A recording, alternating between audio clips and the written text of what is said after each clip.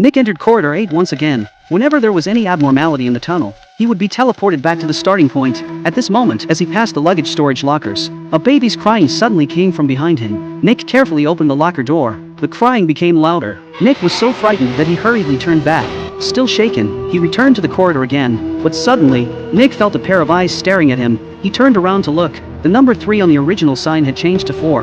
The game was already halfway through. Nick entered the corridor and carefully examined it again. Fortunately, everything went smoothly this time. No abnormalities appeared, but when entering the next round, his ex-girlfriend suddenly called. It turned out that shortly after their breakup, she discovered she was pregnant. She wanted to ask for Nick's opinion on whether to keep the child. But not long ago on the train, Nick had clearly seen a thug verbally abusing a woman holding a child, yet he didn't have the courage to step forward and stop it. The abnormal situation caused him to return to exit 0 again. Desperate, Nick entered the corridor once more. A boy suddenly appeared before his eyes. Nick didn't hesitate for a moment and was about to turn and leave, but strangely, the number on the sign was still 0. Nick turned around and suddenly discovered the boy had actually followed him. Without saying a word, the boy ran into the corridor. He pointed his finger at the man who had walked back and forth repeatedly. The next second, the perspective shifted to the man. His game progress was already halfway through. Unlike Nick, the man seemed to have activated 2-player mode. He carefully observed the changes within the corridor. Even when a woman passed by him, he paid no attention at all. But suddenly, the woman said she couldn't get out either,